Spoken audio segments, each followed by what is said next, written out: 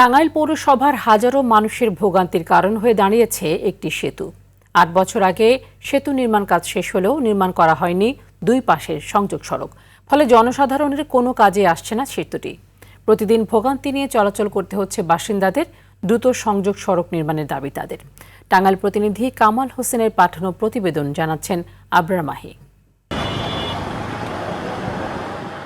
টাঙ্গাইল পৌর শহরের কালীপুর ও পাতুলিপাড়া এলাকার লোকজনের যাতায়াতের সুবিধার্থে ২০১৮ সালে নির্মাণ করা হয় একটি সেতু। কোটি টাকা ব্যয়ে সেতুটি নির্মাণ করা হলেও ঠিকাদারি প্রতিষ্ঠান সংযোগ সড়কের কাজ অসমাপ্ত রেখেই চলে যাওয়ায় ৮ বছর ধরে পড়ে আছে সেতুটি।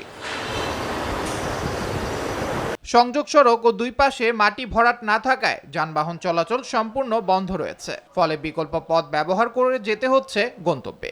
এতে করে চরম ভোগান্তিতে পড়তে হচ্ছে হাজারো মানুষকে। এলাকাবাসীর অভিযোগ, বিষয়টি একাধিকবার পৌর কর্তৃপক্ষকে জানানো হলেও নেওয়া হয়নি কার্যকর কোনো উদ্যোগ। যাতায়াতে শুধু কষ্ট না, ভোগান্তির কোনো শেষ নাই। আমাদের এক বস্তা চাউল নিতে হলেও আমাদের কাঁধে করে নিতে হয়, একবার নিতে পারি না, ভাঙিয়ে ভাঙিয়ে নিতে হয়। এক পাশে মাড়ি ফেলায় দিছে, আর এক পাশে মাড়ি ফেলায় দেয় নাই। এর জন্য কতজনে বলা হয়েছে, কেউ এর জন্য সুরা আর বলে নাই কে, করে নাই কে। তার আগে পূর্ব এটা করছে, তারাই যে চলে গেছে, তাদের খবরই নাই। এটার প্রতি কোনো আগ্রহী নাই। একবার পড়ে রয়েছে, কোনো ব্যবস্থা একজন লোকও পাই না। একটা লাশ যেভাবে সেই রাস্তাটা নাই। এখন আমরা চাচ্ছি যে সরকারের কাছে চাই যে আমাদের এই রাস্তাটা একটু মেরামত করে দেখ। এদিকে ঊর্ধ্বতন কর্তৃপক্ষের সাথে কথা বলে প্রয়োজনীয় ব্যবস্থা নেওয়ার আশ্বাস এ কর্মকর্তার। বিষয়টা আমরা ইতিমধ্যে জানতে পেরেছি।